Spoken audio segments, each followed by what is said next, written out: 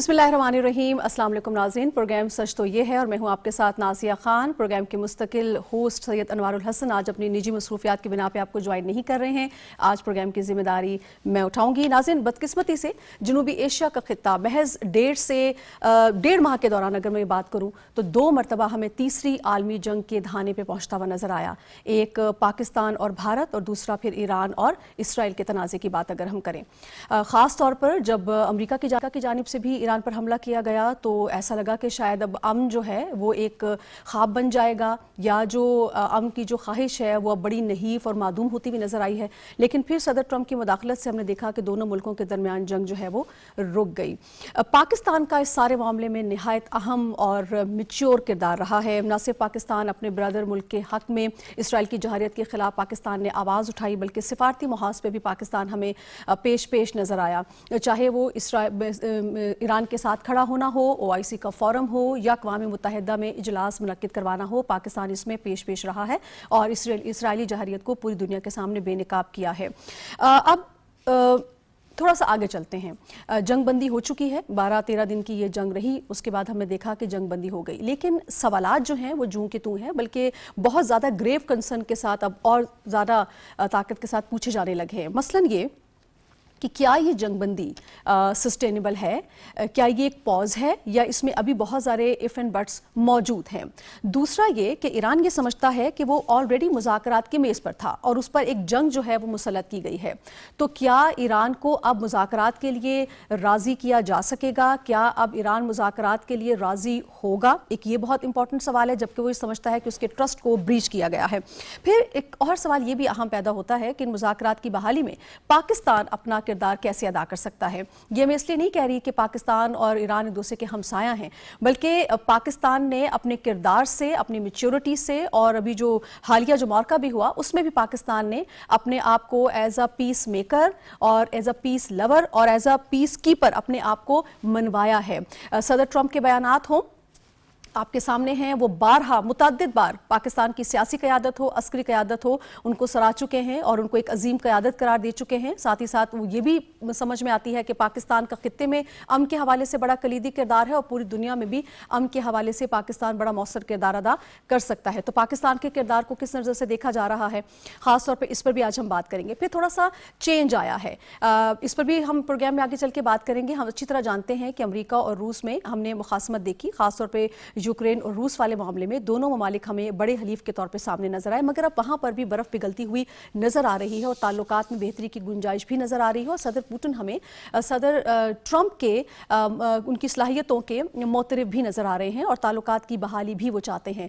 तो अब ये जो ओवरऑल जो शिफ्ट है ताल्लुकात का और ओवरऑल दुनिया में सियासत का क्या एक पैरामीटर सेट हुआ है और मामलात किस अंदाज में देखे जा रहे हैं, आइंदा मुस्तकबिल किस तरह से हो सकता है, इन सारी चीज़ों को मद्देनजर रख के उस पर हम प्रोग्राम के पहले हाफ में बात करेंगे।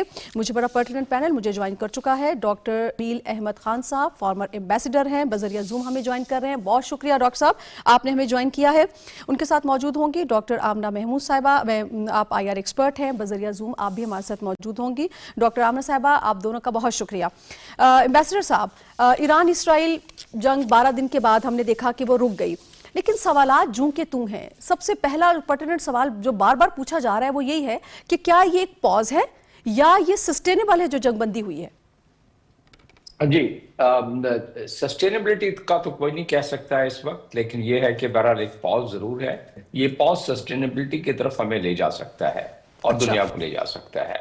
ये बात ना दुनिया के इंटरेस्ट में थी कि ये जंग तूल पकड़ती और ख़ास तौर पर Russia, China, even United states के इसमें इंटरेस्ट में नहीं थी कि बहुत ज़्यादा तूल पकड़ जाए और पूरी दुनिया की सप्लाई लाइन जो है तितर बितर हो जाए, ख़ास तौर पर एनर्जी की सप्लाई, क्योंकि स्टेट ऑफ हॉर्मुज़ के बंद करने का इंडिया दे दिया गया था और बिल्कुल उन्होंने वाज़ेह तौर पर उनकी पार्लियामेंट ने भी इसकी अप्रूवल दे दी थी ईरान ने भी कह दिया था। उसके अलावा जैसे स्टेट ऑफ हॉर्मुज़ बंद होता, साथ में बाबुल मंदाल जो कि कोई 31 किलोमीटर 31 नॉटिकल माइल का एक चौड़ाई है, जहां से कि सारी की सारी मालबरदारी होती है, एनर्जी जाती है, सोइस कैनाल से होती हुई मेडिटेरेनियन में। تو اس کے علاوہ بھی باقی جو جنگی حالات ہوتے ہیں جس میں گلف کنٹریز سے جو تعلقات ہیں ویسٹ کے، اور جو ویسٹ کا انٹرسٹ ہے اربوں ڈالرز کا، وہ بھی افیکٹ ہوتا.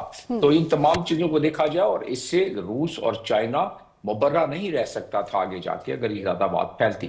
ان تمام چیزوں کا نچوڑ کیا ہے؟ ان تمام چیزوں کا نچوڑ یہ ہے کہ یہ بعض ایک سسٹینیبلٹی میں تبدیل ہو سکتا ہے، اور خاص طور پر اس وقت ڈونلڈ ٹرمپ کا جو انداز ہے حکومت چلانے کا اپنی، کیونکہ جو پہلے ٹریڈیشنل طریقے سے اسٹیٹ ڈپارٹمنٹ کی طرف سے فارن پالیسی کو امپلیمنٹ کیا جاتا تھا، اب وہ تقریباً تمام کے تمام فیصلے وائٹ ہاؤس سے کیے جاتے ہیں. اور وائٹ ہاؤس میں بھی جو ان کی ایک ٹیم ہے، خاص طور پر وہ ٹیم اس کے کنسلٹنٹ اور کنسلٹنسی سے اور اس کو کنسلٹ کر کے اور اس کی مشاورت سے کیے جاتے ہیں. اس کا مطلب یہ ہوا کہ یہ ٹریڈیشنل ڈپلومیسی اور ٹریڈیشنل طریقے سے امریکہ اس وقت بہت، میں سمجھتا ہوں کہ بہت عرصہ دراز کے بعد، بلکہ تقریباً پہلی مرتبہ اس نان ٹریڈیشنل نان کنونشنل طریقے سے دنیا کے مسائل حل کیے جا رہے ہیں. دنیا جس نہج پر پہنچ گئی تھی، یہ نان کنونشنل طریقے سے ہی مسائل حل ہو سکتے تھے. کنونشنل طریقے سے تو ہم نے 70 سال دیکھ لیا، کشمیر کا مسئلہ بھی حل نہیں ہوا. اور یعنی کہ جو اگر بائی لیٹرل دیکھا جائے، ملٹی لیٹرل دیکھا جائے، یونائٹڈ نیشنز کی ہم دیکھ لیں جتنی بھی ریزولوشن پاس ہوئی ہیں، جس کا آج برملا تذکرہ دوبارہ کر دیا ہمارے فیلڈ مارشل صاحب نے، پاسنگ آؤٹ پریڈ جب مڈ شپمنٹس کی ہو رہی تھی کراچی میں نیوی کی. تو میں واپس آ جاتا ہوں جو آپ کا ٹاپک ہے اس پر، کہ ہاں یہ جو معاملات ہیں نان کنونشنل طریقے سے ہی حل ہو سکتے تھے. نان کنونشنل طریقے سے ہی آپ نے جنگ کو رکتے دیکھا. اسرائیل کا جو شروع سے ایک طریقہ کار رہا ہے، اسرائیل کا شروع سے ایک ڈاکٹرین جو رہا ہے کہ کسی طریقے سے ایران کو نیست و نابود کر دیا جائے، لیکن ایسا ممکن نہیں تھا. اور ایران نے بھی جس طریقے سے اپنے پیروں پہ کھڑا رہا، جس طریقے سے اپنی مضبوطی دکھلائی، وہ خلاف توقع تھی. اور جس طریقے سے وہ تمام میزائل 3 لیئر کے ڈیفنس سسٹم کو، آئرن ڈوم، تھارڈ اور ساری چیزوں کو کراس کرتا ہوا، چیرتا ہوا جو نقصانات اسرائیل پہ اس وقت پہنچے ہیں، یہ امریکہ بھی ایکسپیکٹ نہیں کر رہا تھا. بالکل امبیسڈر صاحب، جو تلملاہٹ تھی نا اسرائیل کی، وہ بتا رہی تھی کہ وہ اپنے مذموم عزائم میں کامیاب نہیں ہوا، بلکہ ایران نے اس کو ہر روز سرپرائز ہی دیا ہے. میں ڈاکٹر آمنہ کو شامل گفتگو کروں. ڈاکٹر صاحبہ، یقینی طور پہ امریکہ یہ چاہتا ہے کہ ایران مذاکرات کی میز پر آئے، لیکن سچویشن کچھ اس طرح کی ہے کہ اسرائیل کی جانب سے ابھی بھی جو ایٹیٹیوڈ ہے وہ تھریٹننگ ہے. آئے روز ان کی کوئی اس طرح کی اسٹیٹمنٹ آتی ہے جو کہ یقینی طور پر اس کو پازیٹیو تو نہیں کہا جا سکتا، بلکہ سچویشن کو مزید گریو کرنے کی ان کی ایک کوشش ہے. دوسرا، ایران بھی این پی ٹی کے حوالے سے اپنے رابطے منقطع کرنے کا کہہ چکا ہے. ان کی پارلیمنٹ میں یہ بات ہو چکی ہے، کیونکہ ایران یہ سمجھتا ہے کہ آئی اے ای اے ان کے مفادات کا تحفظ نہیں کر سکا. تو اس سچویشن کے اندر کیا ایران کو مذاکرات کی میز پر لایا جا سکے گا؟ دیکھیے، آپ نے 2-3 سوال اکٹھے کر لیے. بہت بہت شکریہ مجھے انوائٹ کرنے کے لیے. میں اس کے اوپر جو آپ نے پہلے بات کی کہ ایران پہلے ہی مذاکرات کی میز پہ تھا، لیکن اس کو ڈسٹرپٹ کیا گیا. اور اسرائیل، کیونکہ اسرائیل کبھی بھی نہیں چاہتا کہ وہ دوبارہ جے سی پی او میں چلا جائے امریکہ، اور ان کی ایران کے ساتھ مذاکرات ہو جائیں اور ان کی نیوکلیر انسٹالیشن بھی سیف ہو جائیں اور وہ اس کو سیف سیولین پرپس کے لیے استعمال کرتے رہیں. اسرائیل اپنے آپ کو غیر محفوظ سمجھتا ہے جب تک ان کا نیوکلیر پروگرام زندہ ہے، یعنی کہ ایران کا. تو اس لیے وہ اس کو ڈسٹرپٹ کرنا چاہتے ہیں ہر صورت میں. اور ابھی بھی نیگوسیشن جاری تھی، اور اپیرنٹلی لگتا ہے کہ امریکہ کی کنسنٹ سے انہوں نے اٹیک کیا، اس لیے کہ وہ ایران کے اوپر دباؤ ڈال سکیں. اور ان کا خیال تھا کہ وہ آرام سے اس کو سب چیزوں کو سبوتاژ کر دیں گے اور وہاں پہ پھر کوئی رسپانس نہیں آئے گا. لیکن جیسے بیسٹر صاحب نے بھی کہا کہ ایران کا جو رسپانس ہے وہ بہت زیادہ ان ایکسپیکٹڈ تھا اور بڑا کیلکولیٹڈ تھا، اور ان کو پتا تھا اچھی طرح سے کہ ایک ڈسٹنس اینیمی کو کس طرح سے ڈیل کرنا ہے، اور اس کے پاس انہوں نے اسی سے ریلیونٹ اپنی جو کیپیبلٹی ہے وہ ڈیولپ کی ہوئی تھی. اب جو دوسری بات آپ نے کہی، اس لیے فوراً امریکہ کو انٹروین کرنا پڑا جنگ بند کرانے کے لیے، اس لیے کہ اسرائیل مار کھا رہا تھا. اگر ایران کے اوپر دباؤ آ رہا ہوتا، ایران زیادہ لاسز فیس کر رہا ہوتا، تو پھر امریکہ اس کو جاری رہنے دیتا، اس کو لمبا بھی ہونے دیتا اور خود ڈائریکٹلی انٹروین بھی نہیں کرتا. اب آپ کا جو دوسرا سوال ہے وہ یہ ہے کہ پارلیمنٹ ان کی پاس کر چکی ہے. دیکھیے، ان کا بھی یہ ایک ٹیکٹک ہے، اور وہ اب دوبارہ جب جائیں گے مذاکرات میں تو کچھ کنڈیشنز منوا کے جائیں گے، کیونکہ اس وقت وہ جیتے ہوئے ہیں. اس وقت وہ ایک اسٹرانگ پوزیشن سے بات کر رہے ہیں. اور جو نیشن اسٹرانگ پوزیشن سے بات کرتی ہے پھر وہ اپنی شرائط بھی منواتی ہے. امریکہ نے ان کو بٹرے کیا. 2 دن کے بعد پھر مذاکرات تھے اور اتنے مراحل طے ہو چکے تھے, اتنے راؤنڈز ہو چکے تھے, تو اس کے بعد اس طرح کا اٹیک الاؤ ہی کیوں کیا امریکہ نے؟ تو ایران کا شکوہ بالکل بجا ہے, اور ان کی پارلیمنٹ نے جو ابھی یہ ریزولوشن پاس کی ہے وہ بھی اس لیے ہے کہ آئی اے ای بھی معذرت کرے اس بات پہ کہ انہوں نے این پی ٹی سگنیٹری کے اوپر اٹیک ہونے پہ اس کی مذمت نہیں کی, اور اس کے ساتھ یہ کہ امریکہ بھی اس کے لیے کچھ ٹرمز اینڈ کنڈیشن طے کرے کہ وہ دوبارہ اسرائیل کو اجازت نہیں دے گا کسی طرح سے ان مذاکرات کو سبوتاژ کرنے. بالکل ٹھیک. اچھا ایمبیسڈر صاحب, میں ڈاکٹر آمنہ کی بات کو آگے بڑھاؤں گی. این پی ٹی میں ظاہر سی بات ہے ایران کے بعد اور بھی بہت سے ممالک ہیں جو کہ اس کے سگنیٹریز ہیں. ایران کے اوپر حملہ کیا ان ممالک کو بھی اس بارے میں چوکنا کرتا ہے کہ کل کو ان پر بھی حملہ ہو سکتا ہے اگر انہوں نے اس پہ سائن کیے ہوئے ہیں؟ تو آپ کو لگتا ہے کہ این پی ٹی کو جو ہے وہ ان ممالک کو یہ سوچنا پڑے گا کہ اگر اسرائیل ایران پر حملہ کر سکتا ہے, وہ تو اس کا سگنیٹری ہے, اور اے آئی اے اس کے مفادات کا تحفظ نہیں کر سکا, تو کل کو ان کی باری بھی آ سکتی ہے. 2 باتوں کا اس میں ہمیں سمجھنا بڑا ضروری ہوگا. پہلی بات تو یہ ہے کہ آئی اے ای اے کے پاس کوئی امپلیمنٹنگ فورس نہیں ہے. I A E A is not a political organization, it's just a technical organization. اس کے مینڈیٹ کے مطابق اس کی جو حفاظت تو نہیں کہوں گا میں, اس کی جو آبزرویشن اور اس کی جو اوور سائٹ میں جتنے بھی نیوکلیر پلانٹس ہوتے ہیں یعنی جو کہ این پی ٹی کے ممبرز ہیں, تو ان کا فرض بن جاتا ہے کہ اس کو جو ان کا مینڈیٹ ہے اس کے مطابق اس کو دنیا کو بتائیں کہ اس پر حملہ نہیں ہو سکتا. جب آخری میٹنگ ہوئی بورڈ کی تو جس طرح ورلڈ بینک میں انفلوئنس ہے بڑی طاقت کا, خاص طور پر یونائٹڈ اسٹیٹس کا, جس طرح آئی ایم ایف پہ ہے, جس طرح ایف اے ٹی ایف پر ہے, اسی طرح ایران کا یہ شک ہے, اور میں ایران کو انڈورس کرتا ہوں اس کے شک سے, اور دنیا کے کچھ اور ممالک کا بھی, کہ جب وہ آخری حملے سے کوئی 5-6 دن پہلے جب بورڈ نے فیصلہ کیا کہ ہاں اب تو کچھ وائیولیشن کی گئی ہے اس کی نیوکلیئر انریچمنٹ کی, اس سے پہلے 20 سال سے کوئی وائیولیشن کی انہوں نے رپورٹ نہیں کی, اب انہوں نے اس قسم کی رپورٹ دی, تو اس سے کچھ باعث تو معلوم ہوتا ہے. لیکن ایک چیز ثابت ہو گئی کہ یہ پھر جنگل کا قانون ہو جائے گا, لوگ این پی ٹی سے نکل آئیں گے. there is a provision that the countries can walk out from NPT, and once they walk out from NPT, then of course they can start their own enrichment, and then they can have their own way of dealing with it. تو اس لیے ایران جو کہہ رہا ہے اس کو ظاہر مزاحمت تو ملے گی, لیکن ایران کا یہ حق ہے. اور ایران کیا کہہ رہا ہے کہ بھئی ہم دوبارہ نیگوسیشن اس وقت شامل ہوں گے جب ہمیں دوبارہ گارنٹی دی جائے کہ آئی اے ای اے کے ہمارے اوور سائٹ میں اگر ہم دوبارہ آپ سے معاہدہ کرتے ہیں تو دوبارہ آپ پر حملہ نہیں ہوگا. اس کی گارنٹی ہمیں دیں. P5+1 پہلے گارنٹی نہیں تھی, اب گارنٹی دے تو ہم اس میں دوبارہ چلے جاتے ہیں آپ کے ساتھ ایکارڈ میں, جو نیوکلیئر کر رہا ہے ایکارڈ تھا جے سی پی اے او. تو اس میں یہ ان کی بڑی جائز قسم کی ہے اور بڑی with in international frame work ہے.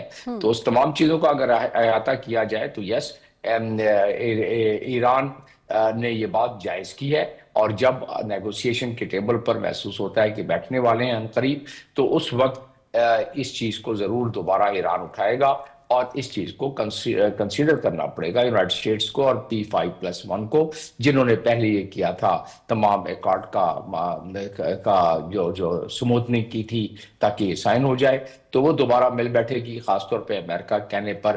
ایک بات تو اب مصمم ہے کہ امریکہ پہلے کہتا تھا کہ 0% کوئی نہیں, سب ختم, لیکن اب محسوس یہ ہو رہا ہے جس ڈگر پر معاملات خاص طور پہ جنگ نے یہ ثابت کر دیا ہے کہ ایران کا ریزالو کیا ہے.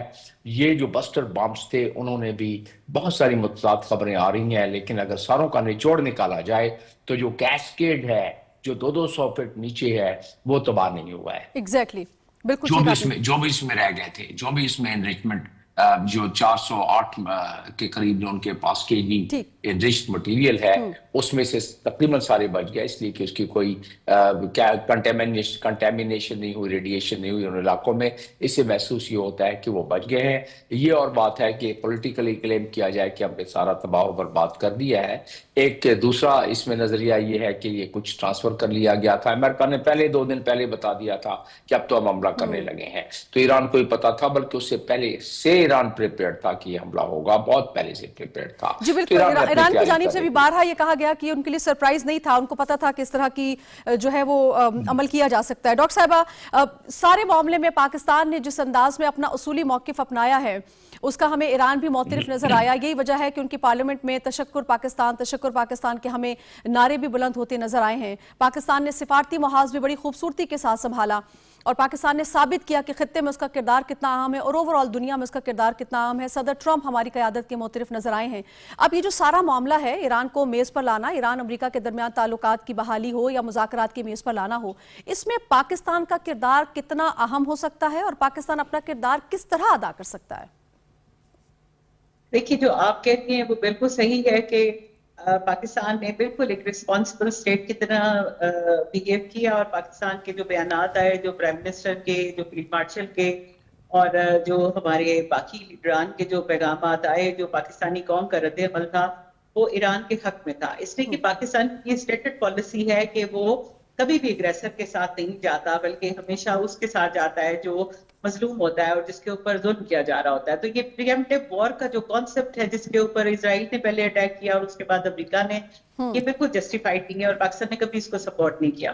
اب پاکستان کے کردار کی بات کرتے ہیں تو دیکھیے, پاکستان کا کردار ڈائریکٹ کوئی بھی نہیں ہے کہ پاکستان کسی بھی طرح سے امریکہ کو کنونس کرے یا گارنٹر بنے یا پاکستان ایران کو کنونس کرے. یہ ان کے درمیان کی ڈائریکٹ ایک ڈیل ہے جو پہلے سے بھی چل رہی تھی, ڈسکشن چل رہی تھی, ایکسٹرنل ڈپلومیسی بھی چل رہی تھی اور ڈائریکٹ ڈپلومیسی بھی چل رہی تھی, اور درمیان میں اب کیونکہ عرب ممالک بھی شامل ہو گئے ہیں تو ایک میڈیشن کی سچویشن بھی بن رہی ہے. لیکن پاکستان کسی بھی طرح اس پوزیشن میں نہیں ہے کہ وہ مسٹر ٹرمپ کی کوئی گارنٹی دے سکے یا امریکہ کی دے سکے, کیونکہ جو امریکہ کی پالیسیز ہیں وہ مسٹر ٹرمپ کیونکہ مسٹر انپریڈکٹیبل کے طور پہ سامنے آئے ہیں اپنے پچھلی ٹرم میں بھی اور اس ٹرم میں بھی. ابھی انہوں نے کہا کہ 2 ہفتے کے بعد ہم بات کریں گے اور نیکسٹ ڈے انہوں نے اٹیک بھی کر دیا.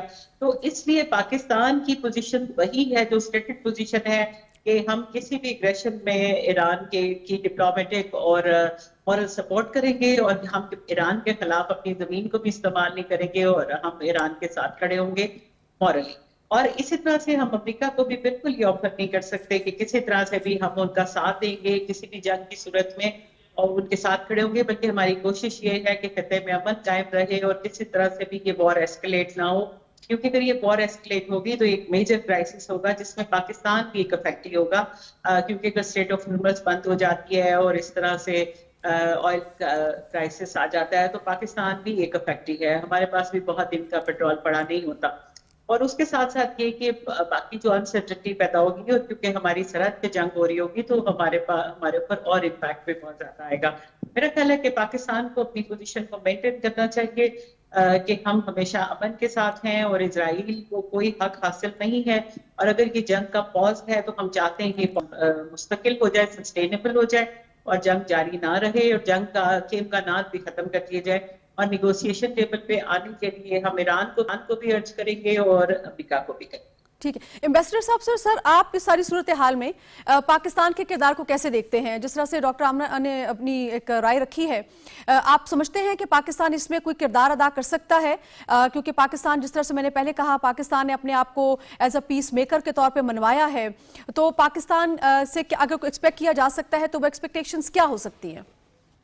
میں آپ کو اشارتاً چند نکات جلدی سے پیش کر دیتا ہوں. مجھے معلوم ہے کہ آپ کا سیگمنٹ یہ ختم ہونے والا ہے, حالانکہ بہت موضوع آپ نے اور بہت اہم قسم کا آخری سوال آپ نے کیا ہے. میں اشارے آپ کو یہ دے جاتا ہوں کہ پاکستان کی جو اس وقت جو بدلتی صورتحال ہے, جیو پولیٹیکل صورتحال ہے, اس میں پاکستان کی ایک بڑی کلیدی اہمیت ہو گئی ہے. اس معاملے میں جو آپ بات کر رہی ہیں ایران, اسرائیل, امریکہ, رشیا, چائنا, تو اس حوالے سے دیکھا جائے تو پاکستان کے اس وقت جو آپٹکس ہیں فارن پالیسی کے اور جو ان کی کافی محنت اور کاوشوں کے بعد اس اسٹیج پر پہنچے ہیں کہ پاکستان کا پاسپورٹ 133 سے اب 113 سے اب آ گیا ہے 100 نمبر پر. عزت اور تقریم میں بھی اضافہ ہوا ہے, نہ صرف وہ جنگ کی وجہ سے بلکہ جو ڈپلومیٹک ہماری منورنگ ہے وہ بھی 24 مئی کے بعد تو خاص طور پر میں بہت دفعہ باقی ناقدین کی طرح کچھ نکتہ چینی میری طرف سے بھی آ جاتی تھی اور سلوشن کے ساتھ، لیکن 26 مئی کے بعد تو اتنی خوبصورت قسم کی تمام فارن پالیسی کے نکات کو آگے بڑھانے کی کوشش کی گئی ہے، اور اس میں میں کریڈٹ دیتا ہوں اپنے ظاہر عسکری اور اپنے مدنی یعنی کہ سیاسی لیڈرشپ کو. یقیناً فارن منسٹری جو ہے اس نے امپلیمنٹیشن کرنی ہے. تو بدلتے ہوئے حالات کیا ہیں؟ دیکھیں، ایران ہمارا نہ صرف پڑوسی ملک ہے، ایران ڈیموکریٹکلی اگر دیکھا جائے تو ایران اور ہمارے درمیان جو ہم آہنگی ہے کسی اور دنیا کی ملک کی اتنی ہم آہنگی نہیں ہے.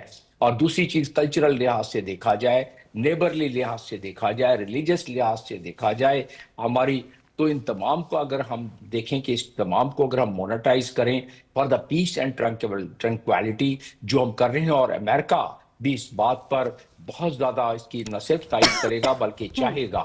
کچھ اشارے بھی ملی ہیں کہ جب ہمارے فیلڈ مارشل گئے تو اس وقت ڈونلڈ ٹرمپ نے کوئی 2 گھنٹے کی، پہلے تو کبھی وائٹ ہاؤس میں ایسی ہسٹری نہیں ہے کہ 2 گھنٹے کے لیے کسی آرمی چیف سے ٹرمپ صاحب ملے ہوں. ظاہر ہے خطے کے جو بدلتے حالات اور تغیرات ہیں اس پر بھی ڈسکشن ہوئی، اور اشارے ایسے ملے ہیں کہ ایران کے بارے میں بھی انہوں نے پاکستان کی ہیلپ طلب کی. اور اسی معاملے میں کیونکہ ڈونلڈ ٹرمپ اس وقت پیس میکر کے طور پر دنیا میں تاریخ میں اپنا نام چھوڑنا چاہتے ہیں، اور وہ بتا چکے ہیں. وہ کہتے ہیں کہ میں نے بم بھی اسی لیے اجازت دی کہ اس کے بعد ہی پیس آ سکتا تھا. اور میرا اس میں ماننا یہ ہے کہ انہوں نے اسرائیل کو بھی خوش کر دیا، ایرانی بھی بچ گئے تمام چیزوں کے تباہ ہونے سے.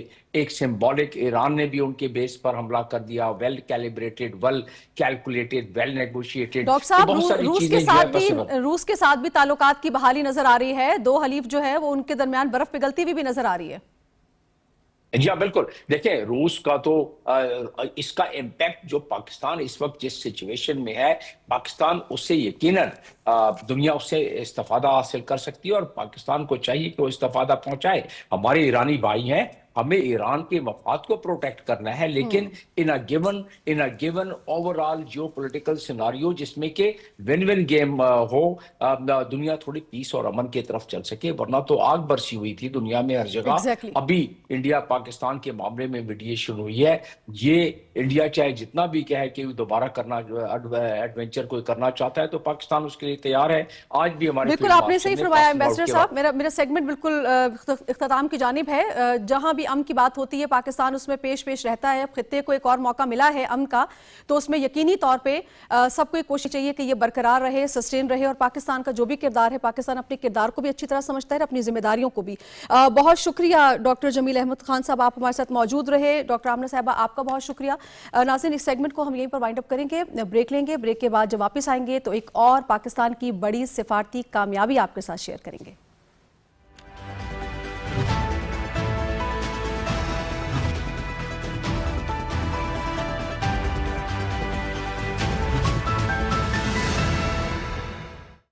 اقرأ باسم ربك الذي خلق.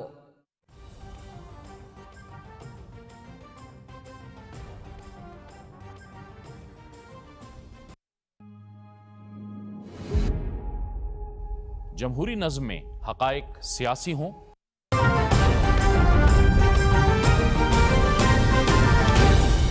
درست ہر وقت بر وقت.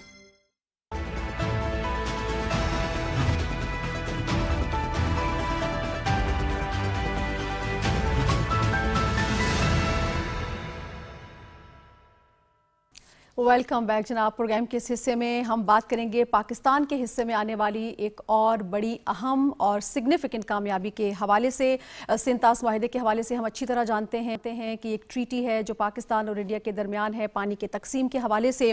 اور اب سنتاس معاہدے پر عالمی جو ثالثی عدالت ہے اس نے پاکستان کے موقف کی تائید کی ہے. سنتاس معاہدے کے حوالے سے پرماننٹ کورٹ آف آربیٹریشن نے جو فیصلہ دیا ہے اس کے تحت پاکستان کا جو موقف ہے اس کی تائید کی گئی ہے. اور اس فیصلے میں کہا گیا ہے کہ یہ جو معاہدہ ہے پاکستان اور بھارت کے درمیان، اس کو یک طرفہ طور پر، قطعی طور پہ اس کو آپ نہیں کر سکتے، کسی بھی طور معطل نہیں کر سکتے جس طرح سے بھارت کی جانب سے کہا گیا. اور نہ ہی ثالثی عدالت کا جو کردار ہے اس کو لمیٹڈ کیا جا سکتا ہے.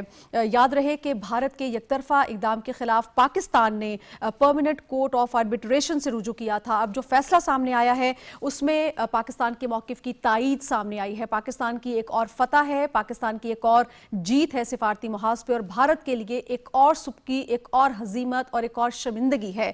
पाकिस्तान ने इस फैसले को सराहा है। वज़ीर आज़म ने इस फैसले आते हुए कहा है कि इस फैसले से पाकिस्तान के बयानिए को तक़वियत मिली है, और इस सिलसिले में उन्होंने वज़ीर कानून आज़म नज़ीर तारिक साहब और अटॉर्नी जनरल मंसूर आवान की जो काविशें हैं उसको सराहा है। प्रोग्राम के हिस्से में हम कुछ नए मेहमानों को ज्वाइन इन कर रहे हैं और मज़ीद इस पर बात करेंगे। मेरे साथ स्टूडियो में मौजूद होंगे कुर्बान बलोच साहब, सीनियर तज्ज़ियाकार हैं। बहुत शुक्रिया कुर्बान बलोच साहब, आप हमारे साथ मौजूद हैं। और बज़ीर ज़ूम हमें ज्वाइन कर रहे हैं इंजीनियर ज़फ़र इकबाल वट्टू साहब, अब वाटर रिसोर्सेज एक्सपर्ट हैं। बहुत शुक्रिया सर, आपने हमें ज्वाइन किया है। कुर्बान बलोच साहब, मैं ज़फ़र साहब की जानिब इस सवाल को लेकर जाना चाहूँगी। ज़फ़र साहब, पाकिस्तान के मौक़िफ़ की एक और जीत हमें नज़र आती है। आलमी सालिसी अदालत ने जो भारत का मौक़िफ़ है उसको मुस्तरद किया है और पाकिस्तान के मौक़िफ़ की तायीद की है। कितनी बड़ी जीत है सर ये पाकिस्तान की? जी, पाकिस्तान के लिए एक बहुत ज़बरदस्त खबर है। पाकिस्तान का मौक़िफ़ बिल्कुल असूली था, और जो सिंतास मुआहदा है उसकी रूह से देखा जाए तो इस मौक़िफ़ की जीत ही होनी थी, क्योंकि इंडिया का जो मौक़िफ़ है वो सरासर सिंतास मुआहदे की जो शिकें हैं उसके ख़िलाफ़ था। जो सिंतास मुआहदा एक मैकेनिज़्म बनाता है कि अगर सिंतास मुआहदे के हवाले से कोई दोनों मुल्कों के दरमियान गलत फहमियाँ होंगी, कोई झगड़ा होगा, तो उसको किस तरीके से हल किया जाएगा, उसके डिफरेंट फोरम हैं। सबसे पहले तो परमानेंट इंडेक्स कमीशन का फोरम है, उसके बाद न्यूट्रल एक्सपर्ट का फोरम है, उसके बाद ये परमानेंट कोर्ट ऑफ आर्बिट्रेशन आती है। तो पाकिस्तान ने तो ये सारे मराहिल तय किए और इसको स्टेप बाय स्टेप फॉलो किया। लेकिन जब इंडिया की बारी आई तो उन्होंने जो एक तयशुदा चीज़ है जो एक मुआहदे में लिख दी गई है और जिसके तहत इंडिया ने भी बार बार फ़ायदा उठाया है बाज़ चीज़ों में, तो वो इस अदालत को इस तरह से तस्लीम करने से इनकारी हो गए हैं, जो कि एक बहुत गलत बात है इतने बड़े मुल्क के लिए। बहरहाल पाकिस्तान के लिए ये एक बहुत बड़ी जीत है, क्योंकि पाकिस्तान तो 2016 से इंडिया के जो हाइड्रो पावर प्रोजेक्ट्स हैं, जिसमें किशन गंगा है और रेतले प्रोजेक्ट है, उसके हवाले से गया हुआ था। तो उसमें अभी जो ये डिसीजन आया है इसमें कोर्ट ने बिल्कुल बड़ा क्लियरली, और ये एक यूनैनिमस डिसीजन है, यानी ये सारे जजेस ने मुत्तफिक का फैसला दिया है कि जो पाकिस्तान का मौक़िफ़ है वो सही है, और ये जो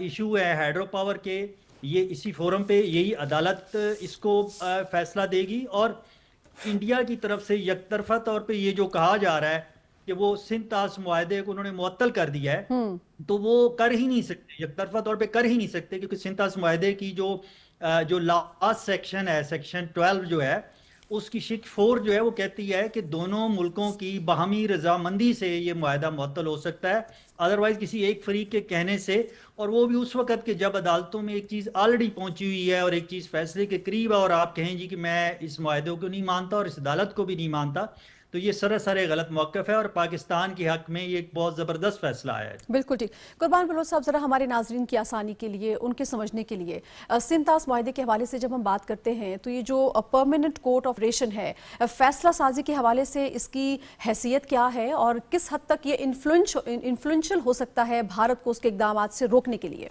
जी, बहुत शुक्रिया।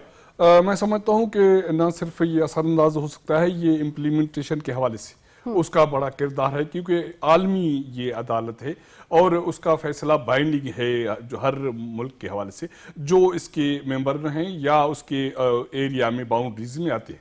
और ये पाकिस्तान की ना सिर्फ फतेह है, मैं समझता हूँ कि ये भारत की तीसरी शिकस्त है। पहलगाम वाक़े में उनका बयान फाइल हुआ, उसके बाद उन्होंने जो जारहियत की उसका जो मुंह तोड़ जवाब मिला, और उसके बाद रिसेंटली चीन में जो वज़ारत दिफा और SCO का इजलास हुआ, वहाँ उसकी जो तन्हाई है, और ये चौथी शिकस्त है उसकी। और सही होना था।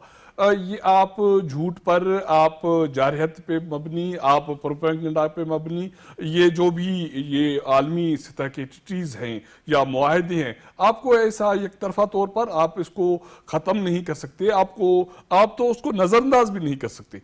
पाकिस्तान ने बारहा यही मौक़िफ़ अख्तियार किया کہ پاکستان پرامن طریقے سے ان مسائل کا حل چاہتا ہے اور جو عالمی معاہدے ہیں پاکستان اس پر کارآمد رہا ہے ہمیشہ اور ابھی بھی یہی بات ہوئی ہے. اور میں سمجھتا ہوں کہ یہ جو پاکستانی حکومت کی طرف سے جو خارجہ امور پہ خارجہ لیول پہ جو انیشیٹو لیے گئے یہ اس کا نتائج بھی ہیں. وزیر اعظم شہباز شریف نے جو کمیٹی بنائی تھی, آپ اس کو سفارتی کمیٹی کہیں, آپ اس کو امن کمیٹی کہیں, آپ اس کو پارلیمانی کمیٹی کہیں, جو بھی نام دیں, انہوں نے اقوام متحدہ سے لے کے واشنگٹن, برطانیہ اور جرمنی تک جو انیشیٹو لیے, جو اقدامات لیے, جو کیس پریزنٹ کیا, میں سمجھتا ہوں کہ اس کے بہت سارے پازیٹیو اثرات ہمارے جو کیس ہے خاص کر کے سندھ معاہدے کے حوالے سے اس پر پڑے ہیں.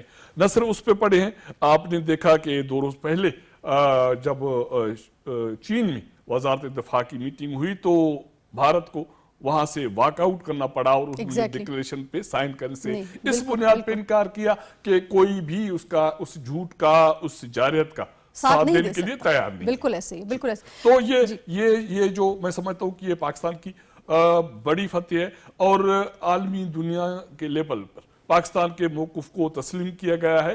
اور میں سمجھتا ہوں کہ بھارت کا ویسے بھی یہ جو اعلان تھا وہ صرف کاغذی اعلان تھا, اس کے دم خم اس میں کوئی نہیں تھا, لیکن اب اس کو اس حوالے سے مزید شکست پڑی ہے کہ دنیا کے حوالے سے عالمی سطح پر اس کو یہ فیصلہ نہ صرف تسلیم کرنا پڑے گا, اگر وہ کسی حوالے سے بھی اس فیصلے سے پیچھے ہٹتا ہے, اس میں کچھ کوتاہی کرتا ہے, تو یہ جو عالمی عدالتی فورم ہے وہ ثالثی کے طور پر اس پر عمل درآمد کرانے کے لیے انیشیٹو کر سکتے ہیں. یہ بڑا اہم آپ نے نقطہ اٹھایا ہے ظفر صاحب. جس طرح سے ابھی قربان بلوچ صاحب نے کہا کہ یہ بائنڈنگ ہے, اس فیصلے پر عمل درآمد جو ہے وہ دوسرے فریق پر لازم ہوگا. اگر فرض کریں دوسرا فریق بھارت جیسا ہو, جس کو ہم اچھی طرح جانتے ہیں کہ ایک ہٹ دھرمی اور غیر قانونی اس کی سوچ تھی, جس کے تحت اس نے کہا کہ وہ معطل کرے گا یک طرفہ فیصلہ, جس کی کوئی گنجائش نہیں بنتی اس ٹریٹی میں کہیں پر کسی بھی طرح سے, اگر فرض کریں عمل درآمد وہ نہیں کرتا تو پھر کیا آپشن ہو سکتی ہے؟ دیکھیں جی, عمل درآمد نہ کرنے کا یہ نقصان ہمیں ہو سکتا ہے کہ بھارت جو ہمارے مغربی دریا ہیں ان کے پانی کے ساتھ چھیڑ چھاڑ کی کوشش کرے گا, لیکن الحمدللہ مغربی دریا جو ہیں ان کا پانی بھارت نہیں روک سکتا. چھیڑ چھاڑ وہ پہلے بھی کرتا رہتا ہے, جس کے ہم عادی ہیں, ہمیں پتہ ہے کہ وہ کب ہمیں پانی روکتا ہے, کب پانی چھوڑ دیتا ہے. تو یہ چکر تو پہلے بھی چلا رہا ہے اور وہ بعد میں بھی ان کی کوشش ہوگی, لیکن الٹیمیٹلی ان کو اس کی فورم کی یا اس کورٹ کا ڈیسیژن ماننا پڑے گا, کیونکہ جو سارے دریا انڈیا سے پاکستان میں نہیں آ رہے, انڈیا کے اندر بھی دریا جو ہیں دوسرے ملکوں سے آ رہے ہیں, جیسے چائنا سے آ رہے ہیں اور ملکوں سے آ رہے ہیں. تو اگر انڈیا ایک پریسیڈنٹ سیٹ کر دیتا ہے تو وہ اس کے خلاف بھی وہی استعمال ہو سکتا ہے. تو یہ صرف نرو گیم ہے, ادروائز اس کورٹ کی جو ڈیسیژن ہے یہ ایک بہت بڑی کامیابی ہے پاکستان کی. اچھا ظفر صاحب, کیا واقعی پریکٹیکلی ایسا کیا جا سکتا ہے کہ بھارت جو ہے پاکستان کا پانی روک دے, یا یہ ایک آپ کو لگتا ہے کہ دھمکی تک محدود ہے, یا عارضی طور پہ وہ کچھ اقدامات کر سکتا ہے لیکن مستقل وہ اس جانب نہیں جا سکتا آن دا پریکٹیکل گراؤنڈ؟ کیا صورتحال ہے اس وقت؟ دیکھیں ٹیکنیکلی 100% پانی نہ روک سکتا ہے نہ موڑ سکتا ہے. دریا سندھ اور جہلم کا پانی تو بہت مشکل ہے. دریا چناب کے پانی کے ساتھ وہ چھیڑ چھاڑ کر سکتے ہیں, اور وہ بھی جب ہمارے پاس لو فلو سیزن ہوتا ہے, جیسے سردیوں کا موسم ہوتا ہے جب سارے دریاؤں میں پانی ویسے ہی کم ہوتا ہے, تو اس دوران اگر وہ اوپر کوئی ڈیم بنا لے تو پانی کا جو نیچرل فلو ہے چناب کا, کہ جس کے اوپر ہمارے نیچے کسان اس پانی کے لحاظ سے اپنی فصلیں لگا رہے ہوتے ہیں, تو اس کے ساتھ وہ چھیڑ چھاڑ کر سکتا ہے. لیکن ظفر صاحب ڈیم بنانے میں بھی ظاہر ایک عرصہ درکار ہوگا نا, فی الفور تو نہیں بنایا جا سکے گا. عرصہ 5 سے 10 سال منیمم اگر آج بھی شروع کر دیں تو ایک تو اس کا ڈیزائن کنسٹرکشن کا ہے, پھر اس کے ریسورسز کا ایشو ہے, فنڈز کا ایشو ہے, اور پھر یہ ہے کہ پروجیکٹ کی اکانومی بہت بڑی چیز ہوتی ہے کہ آپ نے فنڈز اور پروجیکٹ لگا کے بنا دیا, وہ پانی اب لے کے کہاں جائیں گے, استعمال کہاں کریں گے, کیونکہ انڈیا کے اپنے ایشوز ہیں. انڈیا کا جو پنجاب ہے, ہریانہ ہے اور راجستھان سٹیٹ ہے, ان کے اپنے پانی کے ایشوز ہیں. آلریڈی جو پنجاب, انڈین پنجاب ہے, وہ کہہ رہا ہے کہ اندرا گاندھی کینال بننے سے ان کو اپنا رائٹ نہیں مل رہا. تو وہ ایشوز جب تک ریزالو نہیں, کیونکہ یہ نہریں اور یہ ساری چیزیں پنجاب کے اندر سے گزر کے جانی ہیں, تو یہ بہت بڑے سٹیپس ہیں اس میں انوالو ہیں اس کو پریکٹیکلی کرنے کے تک. تو بہرحال اس لیے اس میں ہمیں ویجیلنٹ رہنے کی ضرورت ہے, نظر رکھنے کی ضرورت ہے. اور اس کے ساتھ ساتھ اخلاقی دیسی پاکستان عدالتی دروازے پہ کھٹکھٹا رہا ہے، لیکن اگر انڈیا نے پانی کو ہتھیار کے طور پہ استعمال کرنے کی کوشش کی تو ظاہر ہے پاکستان عدالتوں سے بھی فیصلے لے چکا ہے، اور ہتھیار کا بدلہ پھر ہتھیار سے ہی ہوتا ہے۔ بالکل ٹھیک قربان بلوچ صاحب، ان دا مین وائل یہ ظفر صاحب نے بھی بات کی، تو ہمیں اپنے آپ کو جب وہ پریپیئرڈنس کی بات کرتے ہیں تو آپ کو لگتا ہے کہ ہمیں بھی اپنے ڈیمز اور جو سٹوریج ہے اس کو ذرا ہمیں بلڈ کرنے کی ضرورت ہے، کیونکہ ہمیں پتہ ہے کہ ہمارا ایک جو ہمسایہ ہے وہ نہ صرف شرارتی ہے بلکہ بے ایمان بھی ہے اور اس کی نیت بھی خراب رہتی ہے، تو ہمیں چوکنا رہنے کے ساتھ ساتھ پریکٹیکلی اقدامات کرنے کی بھی ضرورت ہے جی اپنے بالکل، یقینی طور پر پاکستان کے اندرونی حوالے سے ہم کہیں تو ہمیں ضرورت ہے، ہمیں انیشیٹو لینے چاہیے اور انیشیٹو لیے جا رہے ہیں۔ اب اس جو بجٹ ہے نئے مالی سال کا 25-26 کا، اس میں بھی بھاشا ڈیم اور باقی جو محمد ڈیم ہیں ان کے لیے کافی خطیر رقم رکھی گئی ہے، اور یہ بھارت والا کیس الگ ہے، یہ کیس الگ ہے۔ اور بھارت کے کیس کے حوالے سے میں آپ کو یہ بھی بتاؤں کہ یہ ٹی جو ہے اس میں یہ چیز بھی شامل ہے، ایک کلاس شامل ہے کہ اگر ایک پارٹی یک طرفہ طور پر کوئی اس کی خلاف ورزی کرے تو متاثر پارٹی ہر لمٹ تک ری ایکشن کر سکتا ہے، ری ایکٹ کر سکتا ہے، اور بھارت سمجھتا ہے، بھارت پہ پاکستانی حکومت کا، ریاست کا جو موقف ہے وہ کلیئر ہے کہ سندھ طاس معاہدے کی خلاف ورزی کسی صورت میں برداشت نہیں کی جائے گی، اور یہ پریکٹیکلی بھارت پاکستان کا رد عمل پہلگام واقعے کے بعد جو جارحیت اس نے کی وہ دیکھ چکا کہ پاکستان کتنی طاقت سے یہ رد عمل دے سکتا ہے، اور یہ موقف بارہا وزیر اعظم شہباز شریف، کابینہ ممبرز، جو کمیٹی جو باہر گئی تھی اس کے چیئرمین، ایک روز پہلے بھی اس کے یہاں اسلام آباد میں میٹ دی پریس ہوئی، انہوں نے کلیئر کیا کہ اگر بھارت نے ایسی کوئی کارروائی کی تو رد عمل اس حد تک ہو سکتا ہے کہ بھارت کو لینے کے دینے پڑ جائیں، کیونکہ ابھی 3 دریا ہیں اور 3 دریا بھارت کو معاہدے کے تحت دے دیے گئے، تو شاید ایسا نہ ہو کہ بھارت کو وہ بھی دینے پڑ جائے۔ تو یہ چیزیں کلیئر ہیں اور پاکستان کا موقف کلیئر ہے، پاکستان کی تیاری بھی کلیئر ہے، تو میں سمجھتا ہوں کہ موجودہ حالت میں جو بھارت کی صورتحال عالمی سطح پر بنی ہے ایسی غلطی نہیں کرے گا۔ بالکل ظفر صاحب، یہ چیز تو ہم نے دیکھ لی کہ جو پرماننٹ کورٹ آف آربیٹریشن ہے اس کا فیصلہ بھی سامنے آ گیا، یہ ہم ٹریٹی کے حوالے سے بھی بچہ یہ بات جانتا ہے کہ کوئی بھی فریق یک طرفہ فیصلہ نہیں کر سکتا معطلی کے حوالے سے، اور اگر کوئی چینجز ریکوائر ہوں تو دونوں کی باہمی کنسنٹ سے ہوگا، یہ بھی اس میں واضح طور پہ لکھا ہوا ہے، کوئی بھی یک طرفہ طور پہ اقدام نہیں اٹھایا جا سکتا۔ لیکن بھارت کو سمجھنے کے لیے کہ جب وہ جانتا ہے کہ اس کی لمیٹیشن ہے وہ یہ نہیں کر سکتا، تو یہ اس اقدام اٹھانے کا آپ کو کیا لگتا ہے کہ اب پاکستان کو اکسانا یا پھر اس کے کوئی اور عزائم پس پردہ تھے جس کی وجہ سے اس نے یہ اقدام لیا لیکن پھر اس کو بھی اس میں سبکی کھانی پڑی ہے؟ دیکھیں، اس سے پہلے جو قربان صاحب بات کر رہے تھے اس میں تھوڑا سا یہ ایڈ کرنا چاہوں گا کہ عالمی عدالت کا فیصلہ بھی اگر بھارت نہیں تسلیم کرتا اور انڈس واٹر ٹریٹی جو ہے اس کو یک طرفہ طور پہ معطل کرتا ہے، تو پھر پاکستان کے لیے نیکسٹ فورم جو ہے وہ یو این کا ہے۔ یو این کا 97-98 کا جو کنونشن ہے جو شیئرڈ ریورز پہ ہے، یعنی جو دریا 2 سے زیادہ ممالک میں ہیں، تو اس میں وہ یہی کہتے ہیں کہ جو جتنے ممالک کے دریا ہیں ان پہ سب کا برابر کا حق ہے، تو پھر پاکستان بھی جو مشرقی دریا ہیں ان پہ برابر کا حق کلیم کرے گا اور کہے گا کہ اس کا بھی 50% پانی ہمیں دیا جائے جو ابھی وہ 100% لے رہے ہیں۔ تو پاکستان کے پاس بھی اپنے دلائل ہیں اور انشاءاللہ پاکستان اپنے فورمز جائے گا سٹیپ بائی سٹیپ۔ دوسرے جو انڈیا کی جو باتیں ہیں وہ اس میں دیکھیں ایک ٹیکنیکل چیزیں ہوتی ہیں اور ایک ہوتی ہے پولیٹیکل پوزیشن، یہ گورنمنٹ کی کیا پوزیشن ہے۔ گورنمنٹ کی جو انٹرنلی پوزیشن ہے یا پولیٹیکل ہے اس نے ایک موقف لینا ہوتا ہے، اس کے لحاظ سے میرا خیال ہے یہ جو اس وقت انڈیا کی گورنمنٹ کا جو پہلگام کے واقعے کے بعد انہوں نے پاکستان پہ جارحیت کی کوشش کی، اس میں انہیں منہ کی کھانی پڑی، تو یہ وہ سارے فیس سیونگ کے جو طریقے ہیں اور ایک پریشر ڈالنے کے طریقے ہیں، میرا خیال ہے وہ ہیں، اس سے زیادہ وہ نہیں بڑھیں گے۔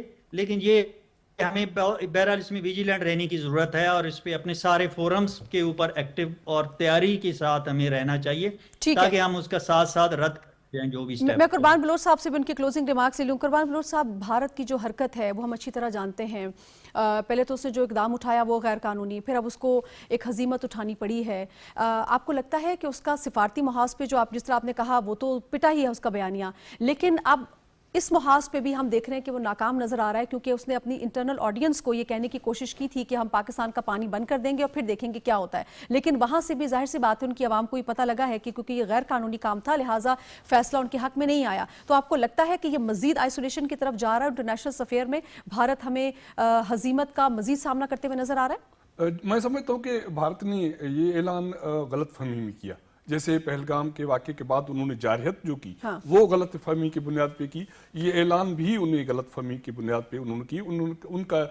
ان کی جو سوچ تھی وہ یہ تھی کہ پاکستان کی طرف سے اتنا کوئی بھرپور رد عمل نہیں آئے گا شاید، اور اس کی ایک غلط فہمی یہ بھی تھی کہ میں کوئی اس علاقے کا، اس خطے کا کوئی صوبے دار بن گیا ہوں، اور یعنی خوش فہمی اور غلط فہمی دونوں ایک ساتھ پل رہی تھی. دونوں اس میں ان کو جو شکست جو اٹھانی پڑی، اور اب اس کے لیے بہت مشکل ہو رہا ہے کہ انہوں نے جو دعوے کیے وہاں اس کی سیاست داؤ پر ہے، مودی سرکار کی، بی جے پی کی، RSS کی. اب ان کے لیے پیچھے ہٹنا اتنی شکست کے بعد اتنا آسان نہیں ہوگا، اس لیے وہ کہیں نہ کہیں اس چیزوں کو ملا جلا کے لوگوں کو بے وقوف بنانے کی کوشش کر رہے ہیں. لیکن وہاں کی میڈیا، اپوزیشن جماعتیں اور لوگوں نے جو رد عمل دیا ہے اس شکست کے بعد، در شکست کے بعد، تو اب مودی سرکار لیکن قربان بلو صاحب ابھی تک چلے تھوڑا سا ہم اس پہ بات کر ہی لیتے ہیں کہ ابھی تک تو وہ بیسک سوال کا جواب نہیں دے سکے کہ پہلگام واقعہ ہوا کیسے. تو یہ تو ساری سوالات بہت آگے کے چلے جاتے ہیں. ان کی انٹرنل آڈینس ان سے بارہا یہ سوال کر رہی ہے کہ جو الزامات آپ نے پاکستان پہ لگائے تھے اس کا کوئی تو ثبوت ہوگا، وہ لوگ پکڑے نہیں گئے، یہ واقعہ ہو کیسے گیا. تو آپ کو نہیں لگتا کہ مودی سرکار اب انڈین سیاست میں ایک بوجھ کی طرح نظر آ رہے ہیں؟ قربان بلو صاحب جی یہی مسئلہ ہے ان کے لیے. میں سمجھتا ہوں کہ اب آنے والے جو بھی انتخابات ہوں گے، جو بھی مرحلہ سیاست کا ہوگا، وہ مودی کا اور اس کی جماعت کے لیے شکست ہے، کیونکہ انہوں نے دو بیان دیے. ایک بیان یہ دیا کہ وہاں جو اقلیتیں ہیں ان پہ تشدد کیا جائے اور مذہبی بنیادوں پر ان کو مارا جائے، وہ سکھ ہوں، وہ دلت ہوں، وہ مسلم ہوں. نہ صرف بھارت میں، ایون وہاں جو فارنر گئے ہیں خواتین، ان کو ہراساں کرنا، اور اس کے بعد مقبوضہ کشمیری جو صورتحال ہے اس کے میں جو ناکامی ہوئی ہے. میں سمجھتا ہوں اس خطے میں واحد پاکستان ملک ہے جہاں انہوں نے اس کو رد عمل دیا، کہیں نہ کہیں اس کو فیس کیا، اس کو چیلنج کیا. ورنہ تو انہوں نے اس خطے کے جو ممالک کے ساتھ حشر کیا وہ مضمون عزائم تو بالکل سامنے تھے، وہ بنگلہ دیش ہو، وہ سری لنکا، مالدیپ، نیپال، سارے. تو اب وہ اس کے لیے یہ اسے پتہ ہے کہ اپنی چیلنج ہے، اور وہی قربان بلو صاحب بالکل جو کہتے ہیں نا کہ جو جیت ہے ہمیشہ سچ کی ہوتی ہے. پاکستان کا موقف سچا تھا، پاکستان سچا تھا، سچ پہ کھڑا رہا، اور یہی جیت ہمیں اس کی نظر بھی آئی. بہت شکریہ قربان بلو صاحب، آپ نے ہمیں جوائن کیا. انجینئر ظفر اقبال بٹو صاحب، سر آپ کا بہت شکریہ، آپ نے اپنی ماہرانہ رائے ہمارے سامنے رکھی ہے. ناظرین آپ کا بہت شکریہ، آپ نے پروگرام دیکھا. پروگرام کو وائنڈ اپ کریں گے، اپنی دعا میں یاد رکھیے گا. اللہ نگہبان.